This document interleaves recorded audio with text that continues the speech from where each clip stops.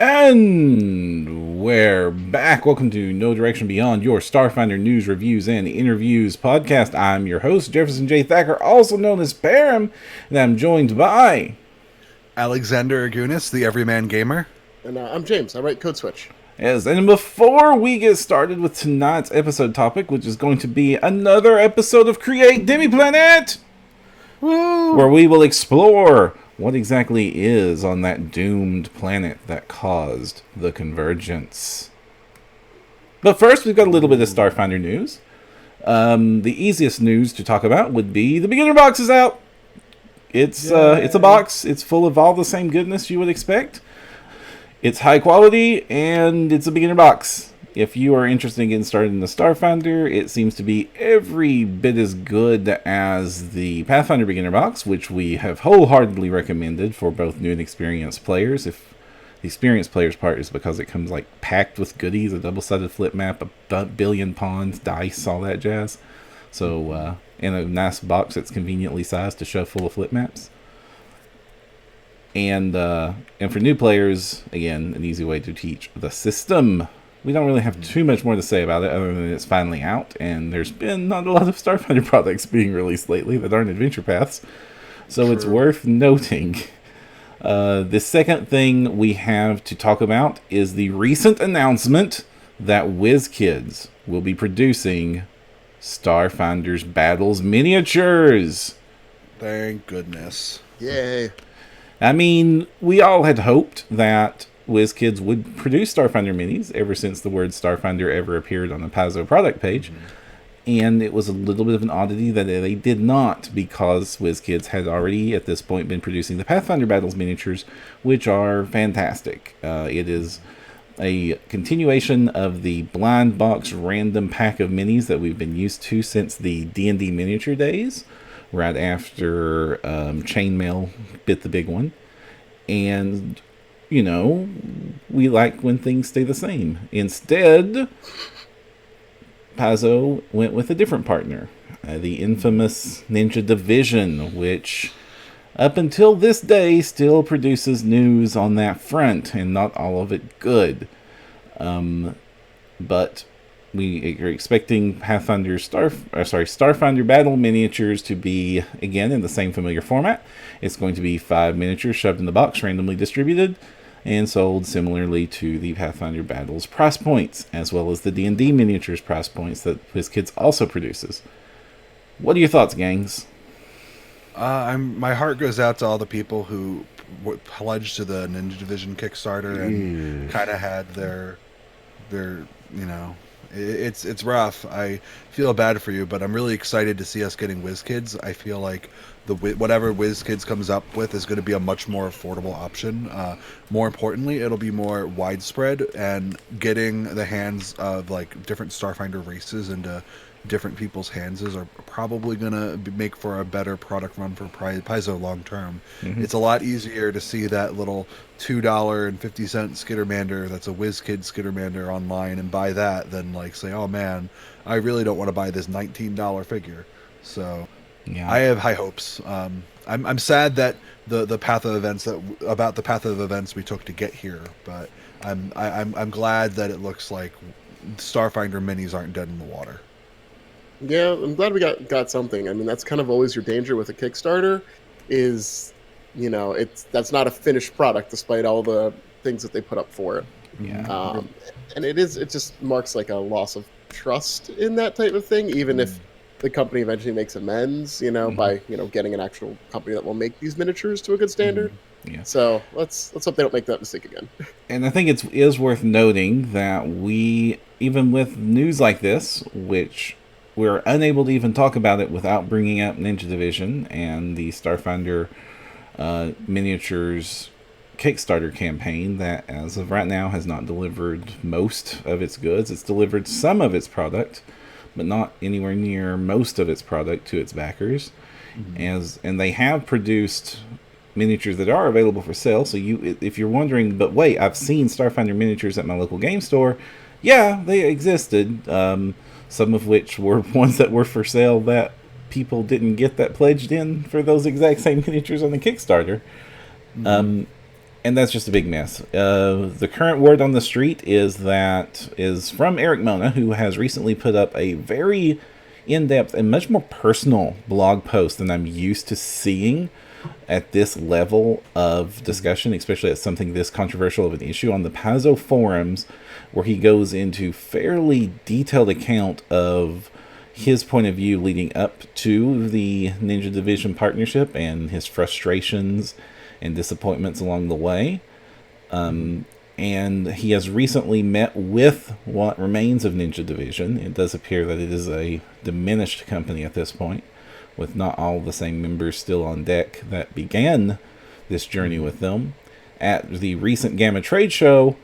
And he is currently optimistic that there is some plans for a solution in place for the backers.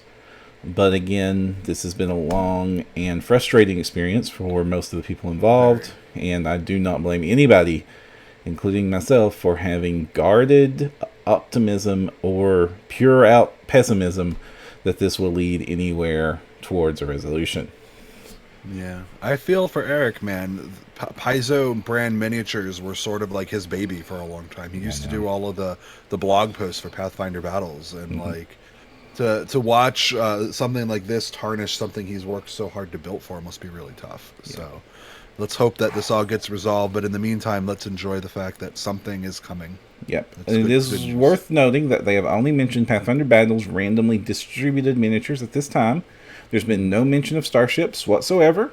And, of course, no mention of deep cuts of the miniatures, which I know that the deep cut versions of these miniatures have become exceptionally popular, at least among my neck of the woods, outselling the prepackaged miniatures by a large margin at my local store. Wait, deep cuts are the paintable ones, right? Yeah, they're the unpainted ones that are pre-primed, so they come right out of the package ready to go. Yes, like that. Yeah, that's actually from the D&D line. Yeah, but I'm super excited. I like the deep cuts. I hope they do more for Starfinder because I think one of the problems that the Pathfinder line has right now is that all of the minis are super basic in the sense that like it's all elves and humans and dwarves. I've seen a billion of those. I can go to Reaper and get them by the buckets. Like you got to start selling me in some of the unique Paizo properties if you're gonna do it. But the Jabberwocky was a nice touch.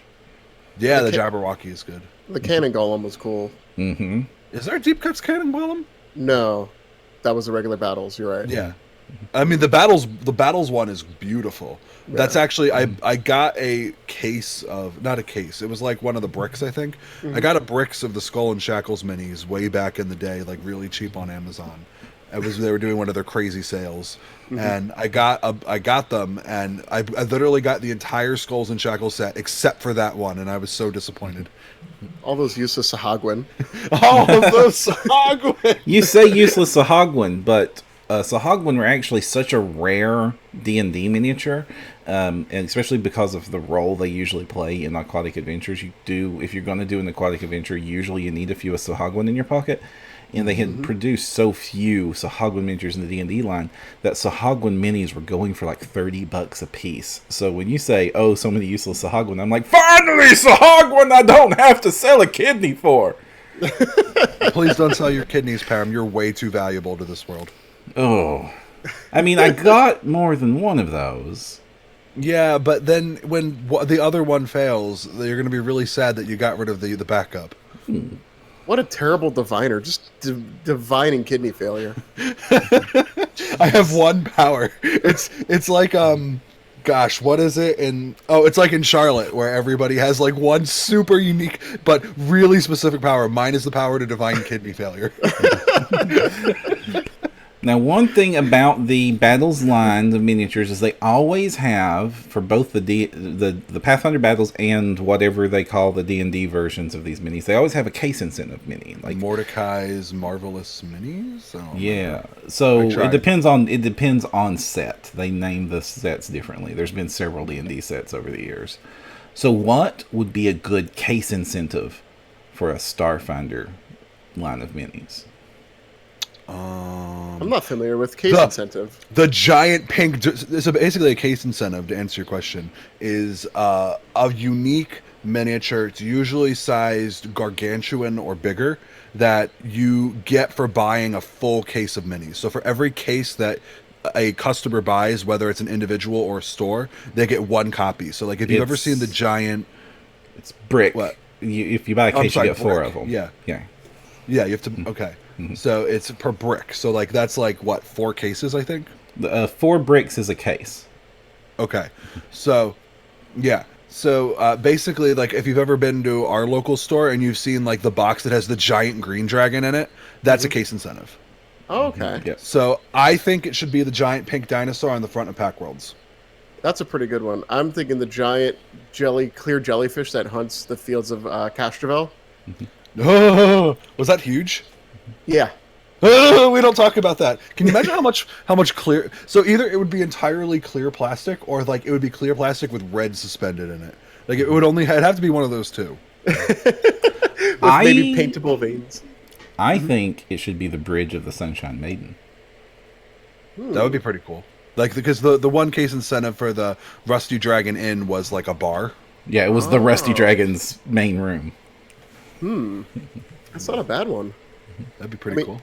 I think if they ever get to like huge or larger swarm creatures, I think that would be a good incentive. Yeah. Well, I mean, at they least did for me, Discari. I at least for me, even though I think that a Sunrise Maiden set piece would be amazing, I feel like for my first set, maybe 2, I would just want the creatures.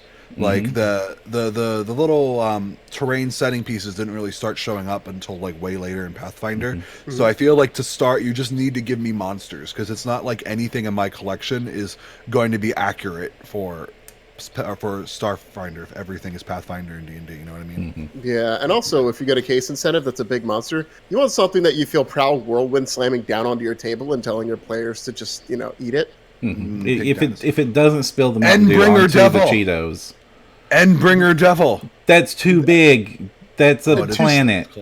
And too specific. That's a colossal. It's not a planet size. Yeah, it's Well, the size colossal of a is spaceship. everything bigger than 8 squares by 8 squares, and it's a lot bigger than 8 squares by 8 squares. It's like the size of like the Empire State Building. Yeah. So what we need is WizKids to like develop a Transformers style miniature that you could take the Endbringer Devil and just and now it's a spaceship for him. That would be neat. I don't know how you do that. You just repaint Maybe Ryan would Unicron. know. Ryan is all about 80s toys. That sounds like a good 80s toy to me. Get Ryan on that, Ryan, do it. Make it. please. Please. And he'd go, no, I don't think I will. Now, Alright. moving on, Yes. we have a topic to talk about today that may or may not be Endbringer Devils. That was at least partially related to one of our user suggestions for what is the Doomplanet. Dun, dun, dun. We should probably give a rundown on why the Doomplanet is called the Doomplanet for anybody who's joining us on episode 3 of Create Demi-Planet instead of episode 1. Yes, indeed! One of the conceits for our solar system that we are creating as part of the Create Demi-Planet series is that one of the planets we have been calling the Doomplanet every so often aligns with the other planets, and when it does so, these teleportation gates open on the 2 planets. And when they align with the Doom planet, bad things happen on that planet.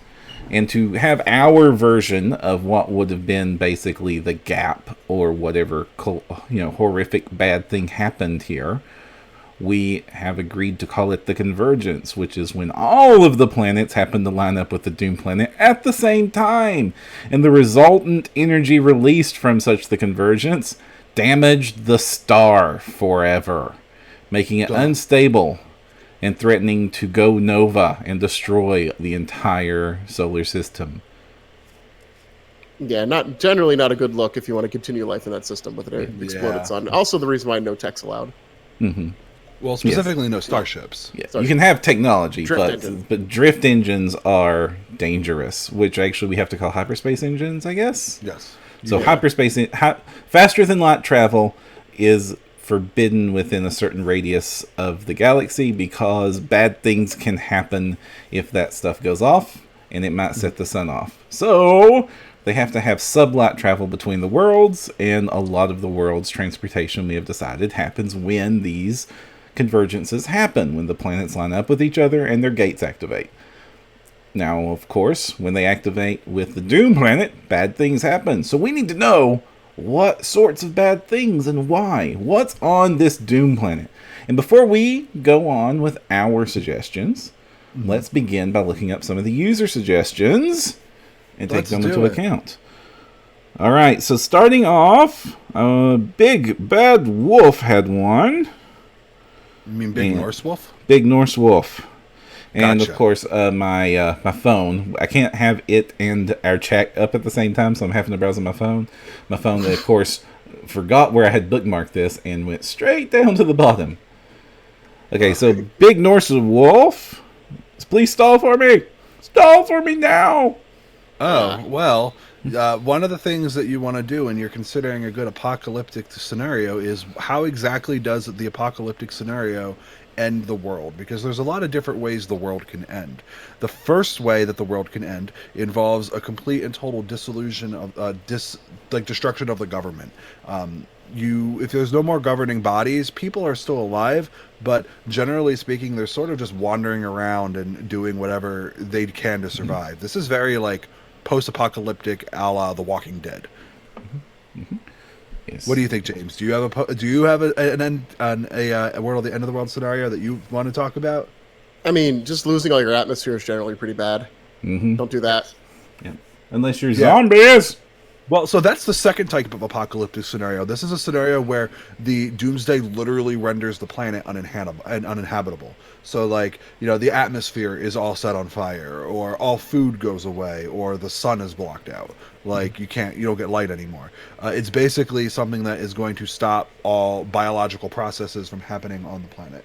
And the two are similar, but they're very different, because you can have a post-apocalyptic world on a world where, like, the government is completely destroyed and society is collapsed. But, like, if the planet can't be lived on, unless you're pulling some Eoxian shenanigans, there's probably no coming back from that. And when I say Eoxian, I mean, like, hey, we turned our population into liches. Hey, we took everybody's soul and we said, hey, we could just put these on a robot. Robot souls, go. Big Norse Wolf suggestion was the Hell Planet is a small planet surrounded by large dimensional rifts. Instead of seasons, the planet has elemental alignments, and instead of day and night, it has heaven and abyss. As you can imagine, this makes its course more than a little wonky, and it's only a matter of time until it knocks the moon out of orbit as a weapon, or just spawns something big enough to eat your planet. I really like that, but I don't really like that here. That's something that should be its own system. Like, the entire system has some weird, funky stuff like that. Because that is a cool idea. But, like, the thing that worries me is, like, when you get right down to it, hyperspace travel in Starfinder is dimension hopping, right? So, on one hand, having the ships hop through dimensions, causing bigger tears, and then that'll make more heaven and hell stuff come out is bad.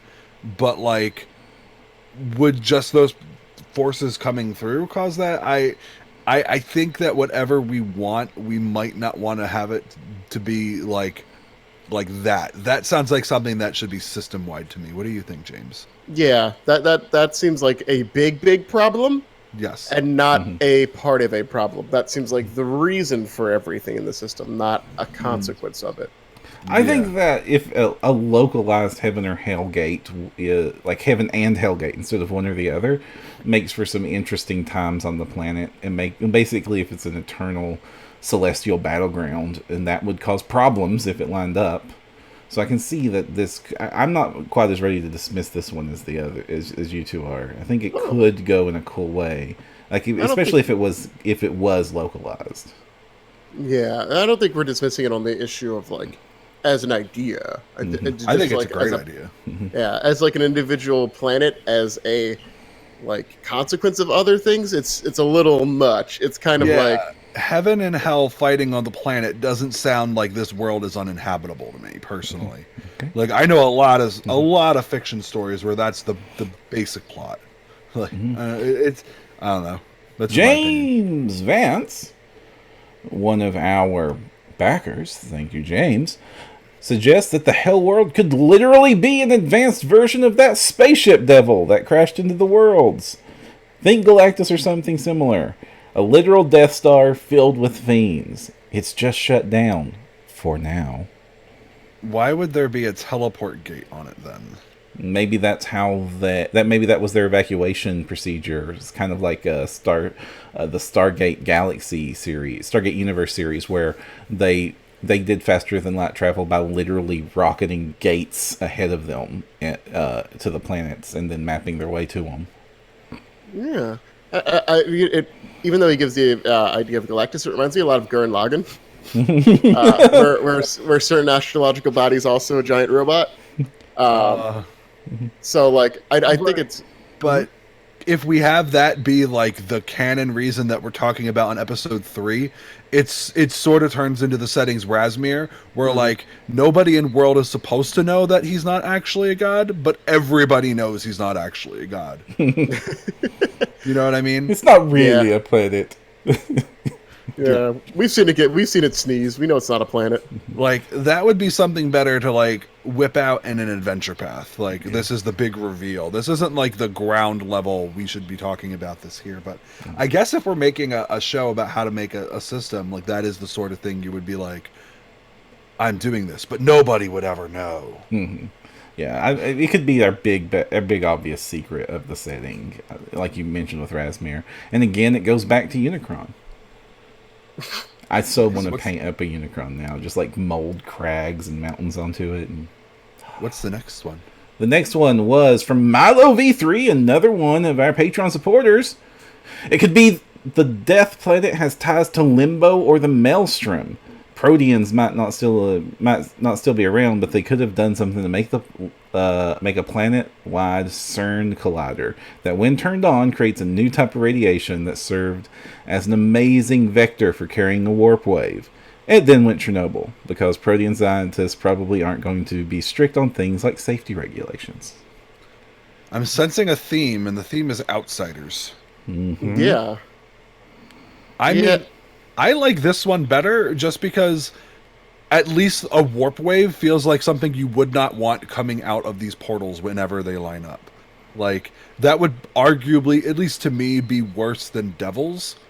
Mm-hmm. Like, because like you can stop like an army, but like, what are you gonna do to like a wave of shifting reality? Like, that just sounds terrifying to me. I like this one a little bit better. I don't know. What do you guys think? I like mad science could be totally a fun reason, and that would explain also the gates, because they needed the convergence wasn't an accident; it's working as intended. Yeah, I mean, besides the obvious outsider part of the theme, I think the rest of that is pretty solid for like your worst case scenario pulp fiction kind of. I was bitten by a radioactive spider. Kind but of I origin. didn't turn into Peter Parker. I turned into the Fly. Yeah, I just turned into a fly with no wings. Like, yeah, you just end up totally gimped. But it is a fun little pulp. I would say it fits in that pulp category. Mm-hmm. And our final suggestion is from Lidus, again on the Discord. Idea for Hellworld. What if we take some inspiration from Metro? There's still a small surviving civilization, and they fled underground, where the surface is immensely dangerous, and probably a lot of flying dangers too. That kind of works with all of our possible solutions. If we're going to have the Devil World, it doesn't work with Devil World. Oh, you can hide in the devil. No, that's a bad idea. Don't hide in the devil. Well, you got to do what you got to do to survive, man. No, that's not surviving. That's called being a prisoner, Param. Yeah, common on Hellworld. It could be a whole bunch of rebel devils. No, the devils We're free from the giant spaceship devil, and we never want him to wake up. So that actually makes a lot of sense for devils. Yeah. God, they love their bureaucracies. They do. Keep the master asleep. Middle management for life. No, as long as the boss doesn't wake up, we're in charge. Now, moving on to our own suggestions. I'll go first. Okay. Please. Okay, my suggestion again, is a plainer suggestion. I think that the Doom Planet should be basically breaching whatever we're going to call our equivalent of the First World, ruled by Unsulay, Dark Fae. And basically it is the ground for their primal hunts. And they intentionally built the gates to give themselves more game. But your boring planet animals aren't enough for them. So they send in a warping wave when they open the gates to make your native inhabitants more fun to hunt. Therefore, when the gates open, all your critters turn into horribly dangerous, exaggerated versions, and then the wild hunt bursts through your gates. And their best day ever was when they got to hunt the entire galaxy at the same time. That much Fey magic and planar? Yes.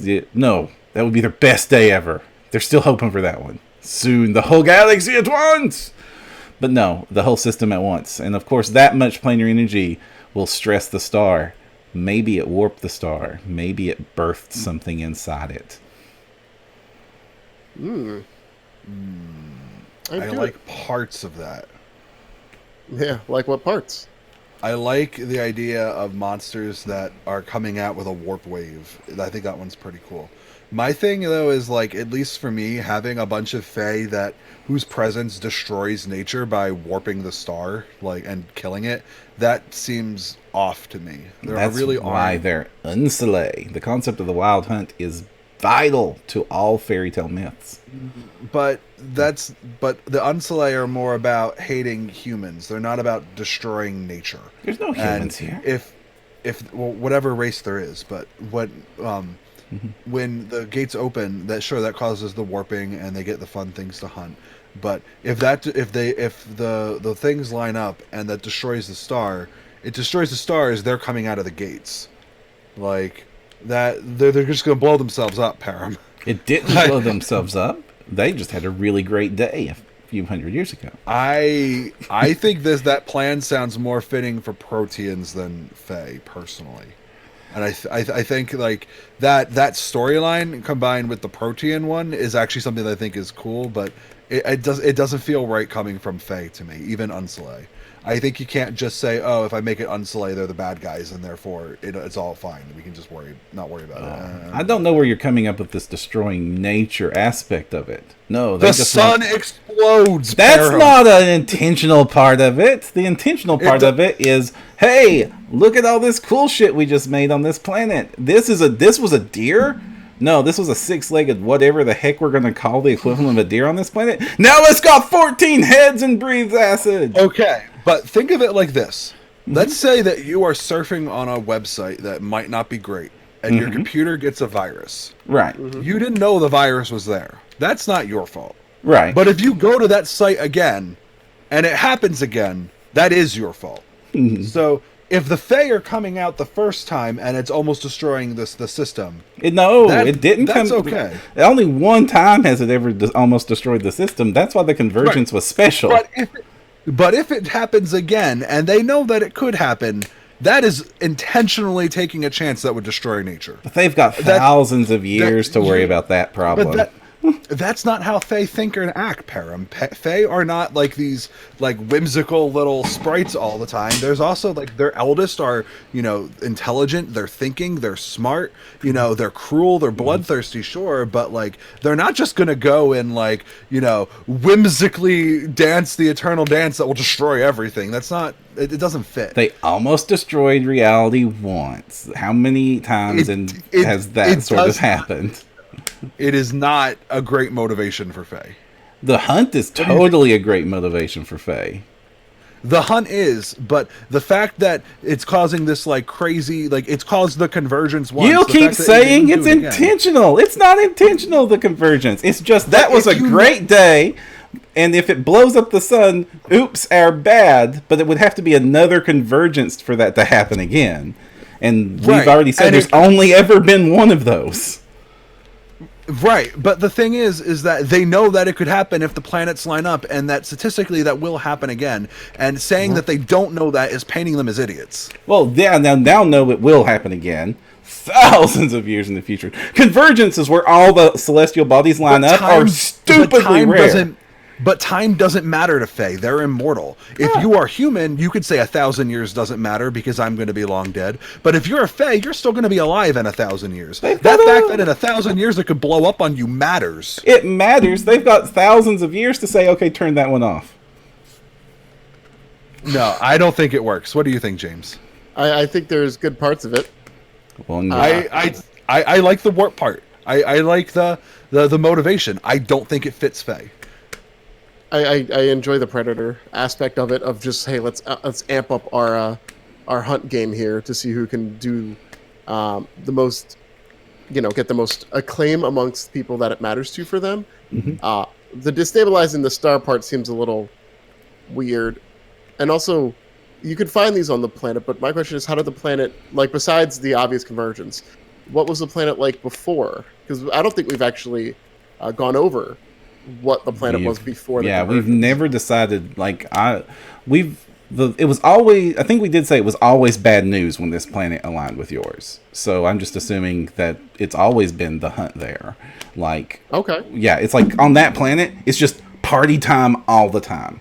But when they link up, they're like, that's when that magic blasts out that gate into the other planet, warps everything around it, and they just come riding out to hunt. Okay.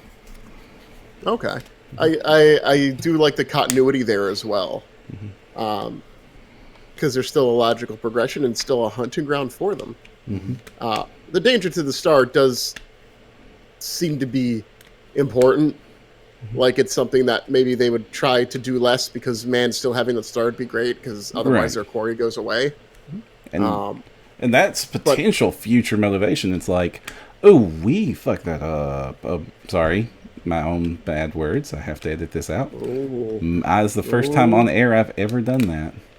I have worked so hard not to curse for like 2 years almost. Oh. You just casually drop an F-bomb. Oh, darn it. I will edit that out. I feel so vindicated and relieved. I'll curse all day. No, I won't. I'm kidding. I hope all of you people who are watching this live, I hope you realize, all these people who are watching this live realize what a special moment that you've just witnessed. Like it is a magical moment. Congratulations, you were here. But so moving on. That could be a potential motivation. Like, they've never had to work with these other planets before, and now they're like, we love the hunt, but if we party too hard again, we don't get to hunt no more. And now they have a reason to work with the other planets all of a sudden. The problem is that it doesn't matter how hard they party. According to the lore that we came up with, when these things align every 1,000 years or whatever, it automatically happens. Like, it is not a matter of partying. It's just gonna happen. Right. You can't really stop that. Right. And so my version is that they made those gates to have these hunts. So now they have a reason to unmake some of those gates one day. Here's a counterpoint, okay? So we don't know how long it's been since the original explosion and that caused this and the modern day. We know it has to be a minimum of 300 years. So if they line up every 1,000 years, that means that the amount of time is anywhere between 9,999 years or tomorrow. And we don't really know. No, you totally know when the convergence happens. We know today when our planets line up for millennia in the future. Well, if we were going to do this, then we would have to have a date that is attainable within the settings, like, time frame. It's sort of like how in Pathfinder Society they set it up so that major events, like a major like occurrences, would happen during like the first 10 years of Pathfinder, like how Baba Yaga was set to come back in 2014 in our time, or which would be like 47, 14 or 15 or whatever in Golarian time.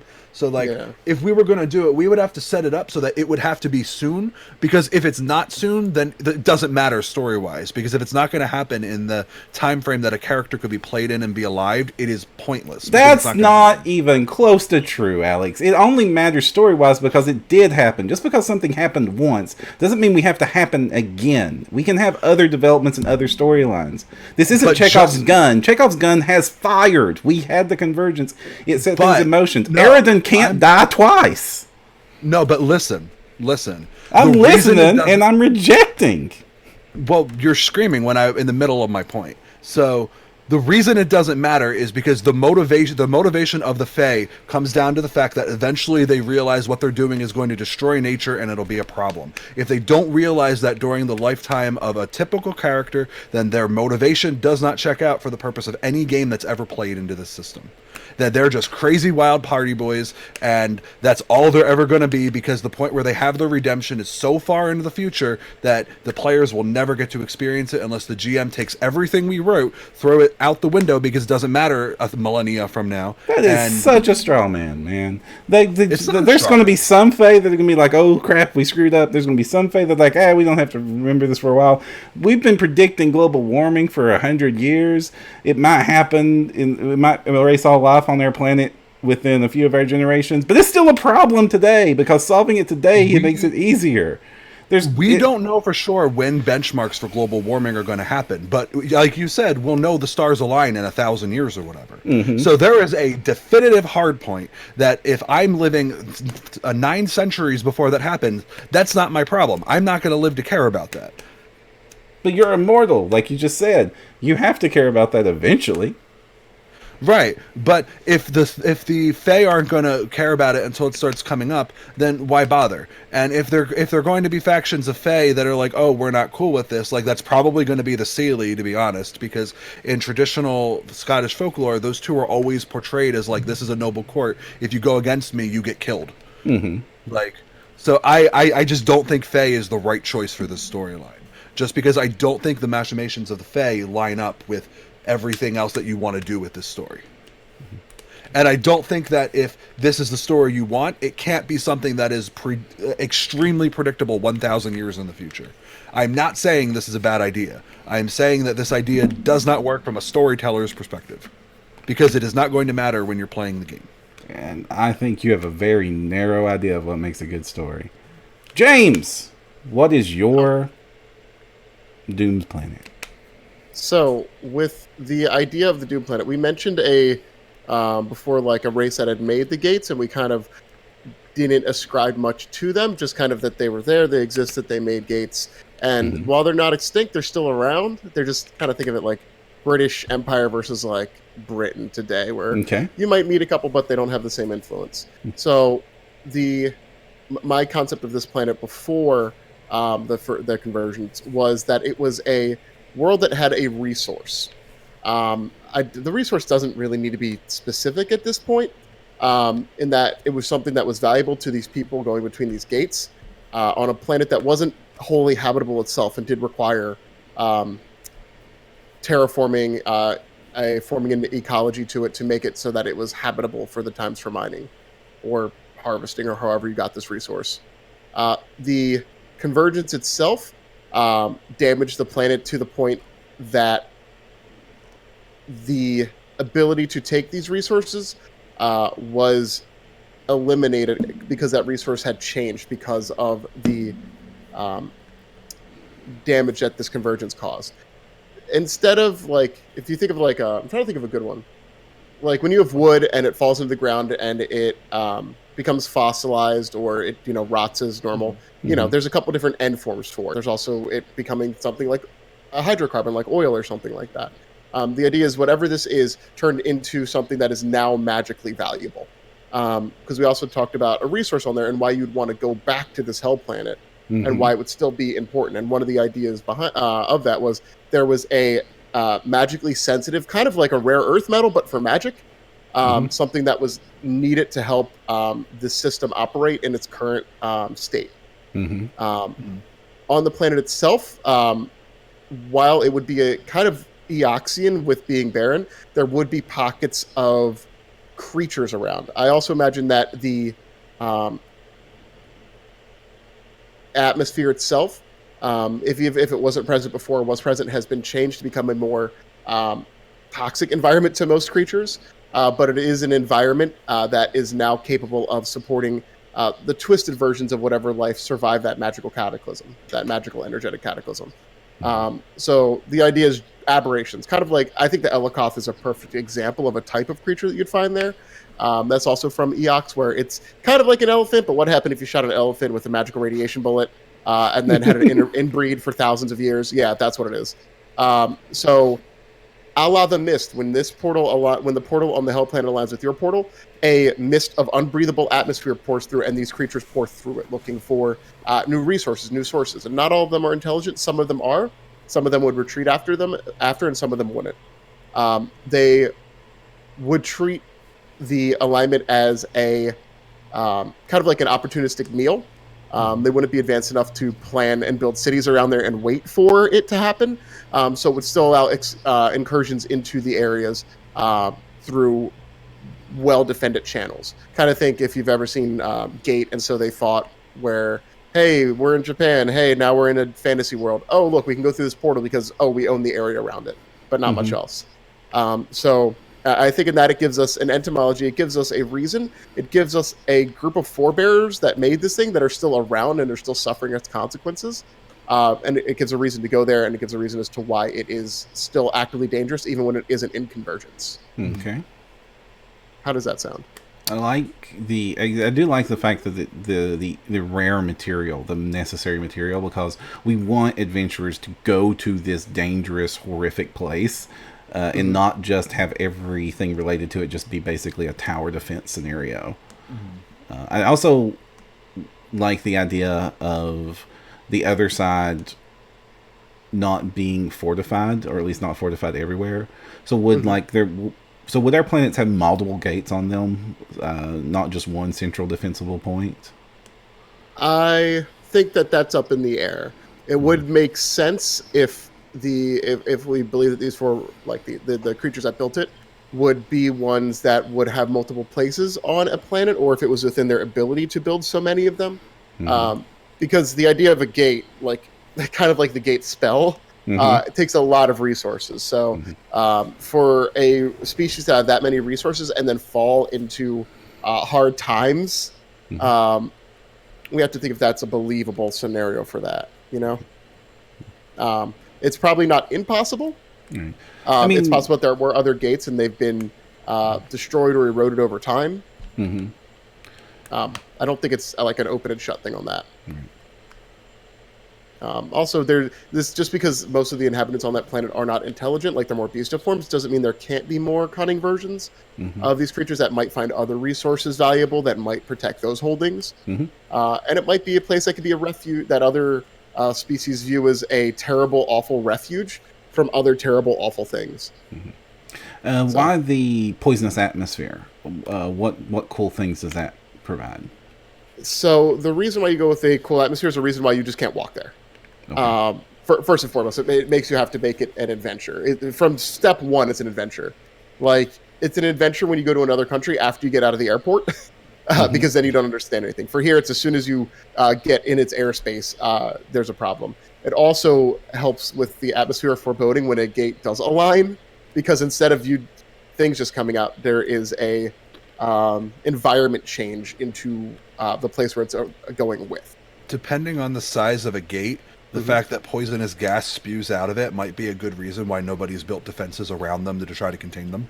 I can't think nobody's built defenses, but it makes the defenses limited in scope. It means that you can't just make a perfect defense.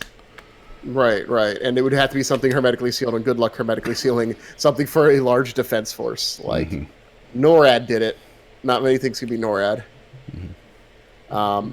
It's also kind of a cold, dead world just doesn't feel right. But I didn't feel like a verdant hell planet felt right either. By giving it an atmosphere, it gives it the ability to sustain life, whatever form that life may take. So I just thought that was a good about face for that, And also it gives a reason as to why nobody's been really overrun by these places wholly. Like, they go through terrible segments, but if something breathes a different atmosphere and then that atmosphere goes away, unless they have the ability to adapt, they're kind of just a fish out of water. The only thing that I don't like about that proposal is that I don't feel like the since the main effect is here's this poison, please enjoy it. It doesn't really give a good reason to why my planet's race had the big magical backlash reaction when the convergence happened that it did. I felt like Param's idea of transformation stuff kind of fit with that a little bit better. Again, don't hate your idea. That's just the only thing for me that I was like, this kind of these pieces don't fit. Right. See, I was thinking about the magical backlash separate from the planet and its inhabitants. I thought that was. I was thinking that was more of a gate feature. Yeah, because the poisonous atmosphere doesn't explain the convergence half of this. That could have just been the result of all of that gates opening at once. Just created a magical channel that would have made the backlash, that would have supercharged the Magicore on his planet, the Hell Planet, that would have killed that same resource on that they were relying on our planets, and then made it so where, well, we need this stuff. We used to could be able to mine it. Now we have to go on Hell World expeditions to get it. Yeah. So I think it could be workable, but we would have to work on why that caused the magical backlash and tie that in. We would have to stack on top of that. Oh, yeah, yeah. I try not to be, like, I think from a little bit of pre-show talking, really not much, but I think mine is kind of the most generic of proposals, but I wanted to keep a lot of hubcaps, or not hubcaps, bolts off the wheels, so to speak. So, right. Yeah. Hell World Aberration Planet. I hope you love sulfur as a fuel source. I love tentacles. So, after hearing yours, I have a proposal for what I think how Heck Planet should be, and I also have a proposal for a unified Heck Planet. Wait. Elements of everybody's, but I'm going to do mine first before I talk about that. Okay, do it. Okay. So for my proposal, for me, based on the fact that we have giant surges of energy, and it's definitely a desolate place where things don't live very well. For me, the perfect Heck planet is essentially Netherstorm in World of Warcraft. I love the Netherstorm. If you've ever played Burning Crusade, it's basically this island where the whole island exploded and it just kind of floats in outer space, and like magic is coursing all through the air, and it's just like, it looks like it's broken. So if you go to this planet now, the entire planet looks broken. There are places where you could stand on it and look down, and you can see its core still sitting there, like amidst a swirling, like almost cloud-like vortex of magma, and all held together by the planet's gravitational field, which is still active, but for some reason gravity is not pulling it together into a sphere like gravity is wont to do. Everything is just floating in this like crazy, magically suspended broken mess. And as you travel across the planet, there are places where magic bubbles that have preserved parts of the environment from pre gap it still exists. So like you could be walking around and the entire place is barren, everything is cracked, you have these terrible magic aberrations floating all over the place, and then you just get to this big pink bubble, and inside the bubble there's like a tundra, and you're like, why is there a tundra in this bubble?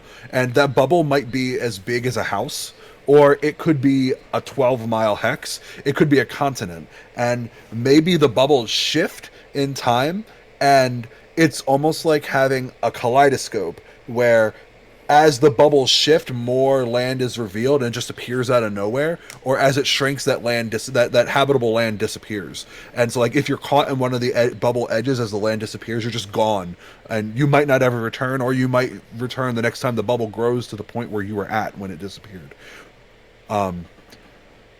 I think that something like this makes it feel weird and alien, and gives it that sense of overwhelming magic that we need out of this planet, which is arguably a flavor that Starfinder itself doesn't have much of. It has a lot of really cool alien places, but it doesn't have a place where you go in there and you're like, this is alien and magical. Like, usually it's very tech heavy. And I think that a magic heavy focus would work better for our setting, because we're already saying no starships. So we might as well embrace that like magic punk science future. That's kind of like my general thought on what this planet should generally look like. And one of the reasons I think that having those like expanding bubbles that of habitable area is important is because it lets us put small pockets of people living on that planet. They have hard lives. They have to run around and they have to move all of their homes and settlements based on the random fluctuations of these bubbles that they live in. And sure, if they could walk out, but if the bubble closes on them, then they disappear.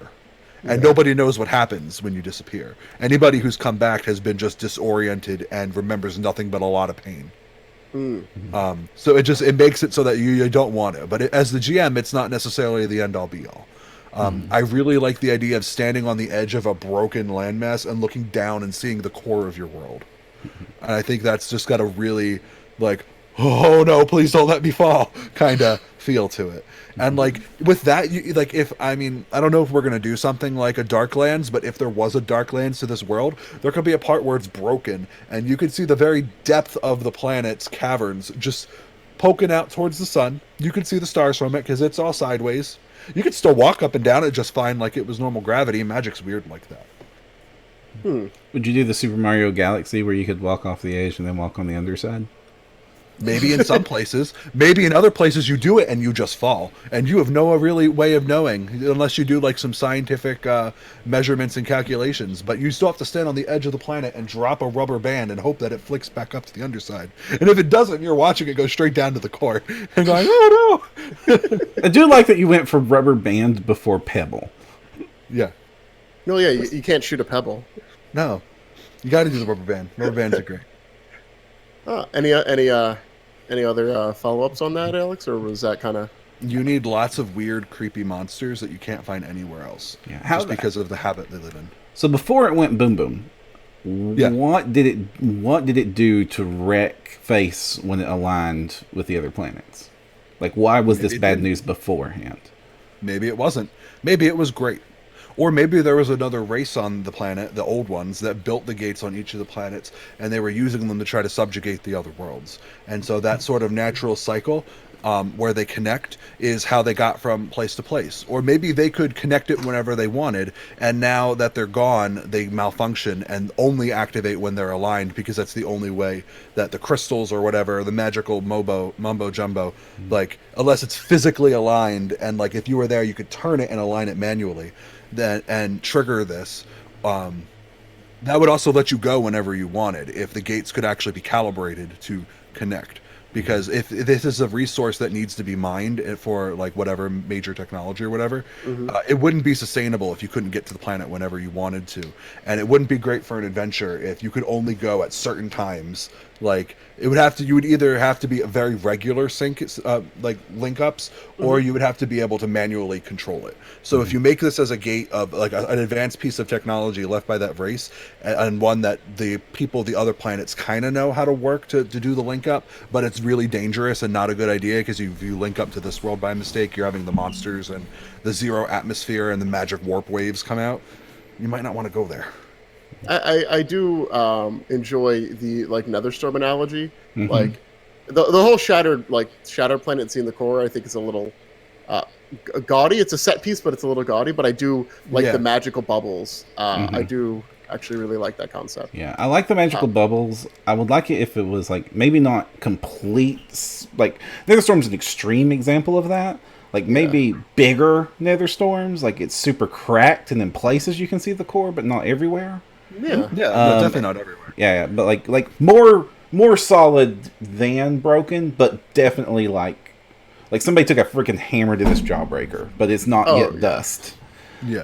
The one thing I do I don't want dust. I do want to still I do want to preserve because it was tied into a lot of what like the catalyst is the and it also is one of our three cores that we agree the three unchangeables is it was bad before the convergence, it is now extra bad after, and it's random. Though the randomness was an important part because it happens fairly frequently and you can predict them but by just like doing math and things, but it happens frequently, the planets linking up, because then it puts time that I don't want it to be super rare to happen. So it goes back to Alex saying it would have to be fairly regular, or at least happen fairly frequently, because then it puts time constraints on adventurers. Like you can go there, but the gate's going to open in 4 days. This time it's only going to be open for 2 days. You've got to get there and back in 2 days, or it's going to be 4 weeks before it opens again. I have something about that. There's a difference between the convergence and a lineup between different places. A lineup that can be very easily fixed by having a quicker rotation speed on the area or on the planet to make it think like Mercury, like you're never too far off. With the moving the gates, the ability to take them off center, kind of think of like if you're guiding a laser, would make it so you could permanently avoid a convergence by just pointing it away whenever you came close to the lineup, which kind of undervalues that as a risk. So like the lineup could be pretty frequent for traveling there, but the actual whole system lineup. I mean, the next one for like the solar system, I looked it up for our system, and I might have X'd it out, but it was in like the year 2400, I believe. And the first one, the one before that was like thousands of years ago. Yeah. So it's like not super common. Yeah, it's like the last time we had a convergence in our solar system was the year 561 BC. Yeah, and then the next one is like 2400 or something. So it's 3,000 years between them. But our planets line up all the time. So the one-to-one connections keep happening fairly frequently. It's like, oh, this gate pointed at that gate, it's open. That would happen, fairly frequently, but the convergence, it was like the first time it happened, and holy crap, it was bad, or at least in recent memory, or recorded history, basically. Well, it would definitely have to be within the history of the use of the gates, and we say old ones, but like we were talking about like a little bit, that these people that made the gate, these old ones, don't have to be like ancient mystical slan from 40K type figures. They could kind of just be like awful elves. Oh man, it's worse than dark elves. They're jerk elves. So here's an idea, okay? You guys can tell me if you like this or not. Most planets have ley lines, right? Okay. At least in fantasy, most planets have ley lines. Right. Most galaxies have ley lines. These foci, these connectors, sit at ley line conjunctions. So one of the ideas is that if you try to remove one of these, it actually is going to create a surge of power that will highly damage your world and potentially send that energy ricketing across the solar system. Back into your sun. Yeah. So maybe at some point, one of the other planets we haven't talked about, they messed with their ley line system, and it did something. Maybe it was the cause of the convergence. Maybe it wasn't. Maybe it was something completely different. But so messing with that thing causes major damage to the planet and the people who live on it. It does something terrible. Maybe it was my planet and they messed with it, and that's why now they're all stuck the way they are. Okay. So like this convergence was so super bad that you all decided to not do it again, and then that's how you screwed your planet up? Possibly. But more importantly, it works with the lineup, and the convergence doesn't actually matter with the physical position of the tower, because the tower is connected to the planet's ley lines. So all that matters is that one ley line cluster lines up with another ley line cluster. You could hide it, you can move it, you could put a giant tarp on it, whatever. If the ley line energy connects, it's like static electricity where it just sparks at each other and makes that line. So you can have the portals will appear in specific places that make sense, right? But maybe if you mess with it, it doesn't make sense. Like if you mess up with this tower, the portals could appear in completely random spots at completely random, uncontrolled times, and that's one of the dangers with messing with the towers. Right. So, like being able to mess with the towers to try to get an emergency response is important, I think, for an adventure, because it lets you tell the story you want to tell on the timetable you want to tell it in. But doing so would have dire consequences for everybody living on the planet. You don't want to mess with that tower. Theoretically, you could mess with it and create that connection when it wouldn't ordinarily happen. But I think generally treating it like two electrically charged surfaces, making that spark between them, is kind of... it's kind of like a cool technomancy explanation for why it works. Yeah. And good, Per. And if for hundreds and hundreds of years, every time this hell planet links up with us, bad things happen, you can guarantee some town has tried to say, well, maybe we should break the door so the hell doesn't come in. And there has to be a reason they haven't just done that. And the reason is that if you break down the door is open. Oh. I like that as an explanation for it. It makes it a little more confusing. We have to figure out that pattern, but like, I do like it. Well, I it feel can like it's a happen little frequently enough that the GM can always say, for my adventure, Oh. it's going to be on here to here, because they just yeah, happen yeah. so bunch. I have Yeah. a second Oh, suggestion. let me real Go quick. ahead. Yeah, As a point of reference, in Starfinder, you just gloss over it, but a lot of your scenarios don't take place within the same time frame that they're given. Like usually, you start 2 weeks out. yeah. Because it takes that long to travel.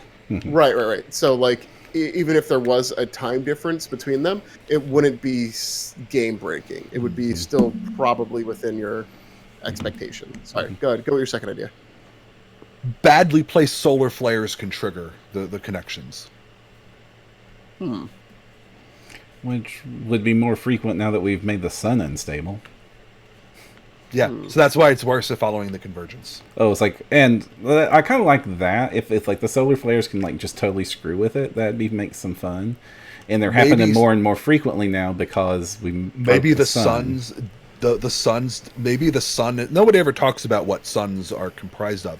Maybe suns have ley lines too, and whatever happened destabilized the ley lines within the suns, so that ley energy is lashing out in solar flares. And because that immense amount of ley energy is just sparking through the cosmos, if they're just and it doesn't have to necessarily be in the actual fire. Like if you're just in that straight line path, you have a connection. Wait, do you not know what's in the sun, Alex? No, I don't know if there are ley lines in the sun, James. Thank you. No, I didn't know if I thought you said nobody knows what's in a sun. I was like, I can tell you what's in a sun. We know what's in the sun, but No, I'm talking ley lines, James. Ley lines. Okay. we don't know what magical wonkiness is in the sun. I mean, I guess we could say that in Pathfinder, every star has a portal to the positive energy plane or the plane of fire in its core, right? Yeah. It's one of those two. I don't remember which one. I think it's positive energy. I think. It might. Yeah, I think so. But if that's enough energy, like that's a dimensional portal, like that would have ley line magic powering it. Like that could if that portal was destabilized, lashing that energy out could be a problem. And then even long term, if the ley lines are disrupted within the star, that could mean the star might collapse one day sooner than it's supposed to. Also, Sure, I think Alex's suggestion kind of helps even with my version of it, because if it has become unstable, we used to predict this because of math, but now it's unstable and all of our math doesn't predict this stuff anymore. Now it's happening randomly. It should have happened on Thursday. The portal opened on Sunday. And now the Fae, if my Fae still existed, now they have a reason to care. It's like, we don't know if this can happen tomorrow. But more importantly, they have a reason to care now. In the current day that's what he setting. said. Yeah, they have a reason to care now, not because the math. Well, it won't happen for 3,000 years. Yeah, but that was supposed to open on Tuesday. Extrapolate Tuesday 3,000 years from now. Yeah. So the sun actually does have currents on its own, and those things could be things that generate ley lines. Just the intense movement of plasma. Like if there's anything that sounds like a conduit for something that would create magic, I mean that's a pretty I think solid idea. Okay. So we have the sun has ley lines. Its solar flares can activate the portals. Did we decide what the heck planet looks like? Which version are we using, or what elements are we combining? I like the Netherstorm-ish, like ruined land, but with bubbles of habitability. I feel And like things that yours suck and mine before. are very similar, James. I think so, mine is too. just a more specific version of yours. Right. I think mine's a little more general on purpose. Yeah. Yeah, I do like the And- broken world. I think that makes it more magical, and I'm obviously leaning heavy magic on this. And if the first ones or the ancient ones that we're talking about, if they were fey creatures that would fit with Params, they could. There's no reason that says those early creatures couldn't be fey. I want to check back to our first episode, because I think one of the inaliables, and I think the one that I set up was that that there was gates that were made, and the creatures that made them are still around today. Yes, Yeah. that was one of the unchangeables. I believe that. So So, I can still have my Fae and Wild Hunts. Yeah, That could be an idea. Yeah, they could be. I don't know if they would all be malicious, because if they're still around today, that'd be very hard. But I think that's not a bad place to start. especially. They just want party. So Param has fey. We should probably make sure there's both Seelie and Unseelie, because that's always a fun dynamic, and it's kind of weird to have one without the other, unless you think otherwise. Oh, and you can warp the Fae, Oh, like they're the all. aberration. Oh yeah, Yeah, because it screwed with their planet too, and now there's all these tentacle deers that they didn't want. It's like, this isn't what we wanted at all. These aren't fun to hunt. They just fart everywhere and eat us. All right, and I think maybe we should give some ideas to maybe next time of what this like race that created the portals are. Right. Well, why don't we? How about the next time we work together to make a unified idea for what? I don't know. Are we going to call them the first ones because they're from the first world? Is first world IP protected? We might need a new word for that. Yeah, I think it is. Yeah. So we're going to need a new word for what the Fae come from. The Irish. Oh no. James. You know what? Actually, I'm a really big fan of Avalon from Arthurian legend / supernatural uses it as the plane for fairies in their mythos. But we could use. We need a name for where do the Fae come from, and we need an idea of like what their culture and society and general makeup looks like, and maybe which planets they're on. Right. Okay. Yeah. What kind of Fae do you want us to? Do you want to see us use in this setting? What's your favorite? Do you want gremlins? Are there armies of gremlins that pop out and go? Hey, Alex, favorite? That's funny, man. I wish I caught that the first time I said it. Good job, James. I approve.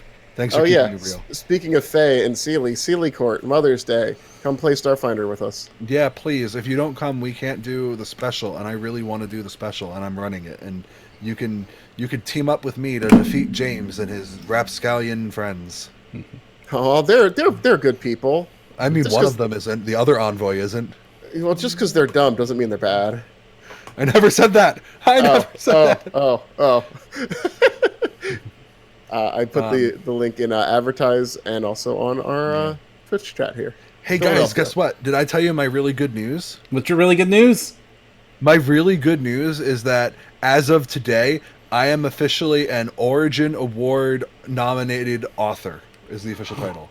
Are you I'm an Origin Award nominated author. Pack Worlds hasn't won yet, but I wrote in Pack Worlds. Therefore, I'm an author who worked in a product who was nominated for the award. An own person, huh? I know. Look at that. That's like a +1 XP towards my fame pool. I only need 999 more. I mean, you might as well just burn those right now on retraining. No, yeah. And given recent news, those Origin Awards mean more than Annie's. It's true. Yeah. All right. But congratulations, Alex. Yes, congratulations. Congratulations to everybody who worked on Pack Worlds. It's like James Sutter, Owen Casey Stevens, Rob McCreary, let me think, Jason Keeley, Chris Sims, a bunch of other authors who are with me, but I can't name them all because Param won't give me the time. Indeed, because we are way over time. We know. So we're going to wrap this up. Thanks you for everyone who tuned in. Thanks again to our Patreon supporters who keep making shows like this possible. If you wish to join the support and help keep the network going, you can do so by going to the Patreon link at our NoDirectionPodcast.com webpage or go to patreon.com/NoDirection. Also, if you want to chat with us and get your ideas in for Create Demiplane, you can do so on the Create Demiplane channel on our Discord server, the most chill place to hang out and talk about Pathfinder, Starfinder, all things Paizo, and a lot of other nerdy things. You will be able to talk with the cast members of our various shows and our writers of various blogs. We're all usually on there hanging out, and we love talking with the fans. We do.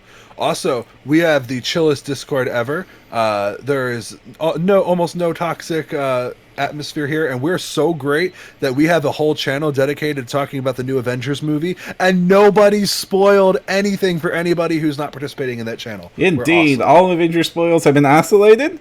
I should probably get another one of those up for Game of Thrones. I was waiting to ask that. Yeah. Oh boy, I have some feelings. Yeah, talk must happen about Games of Thrones. So once you see it, we have a place, and you don't have to worry about being spoiled otherwise, because our moderator staff is quick and heavy with that delete button. Yes, we will delete everything that could potentially spoil a great product for you. Everything. Right. Delete first, ask questions later. Right. Yes. So, until next time, go beyond with no direction.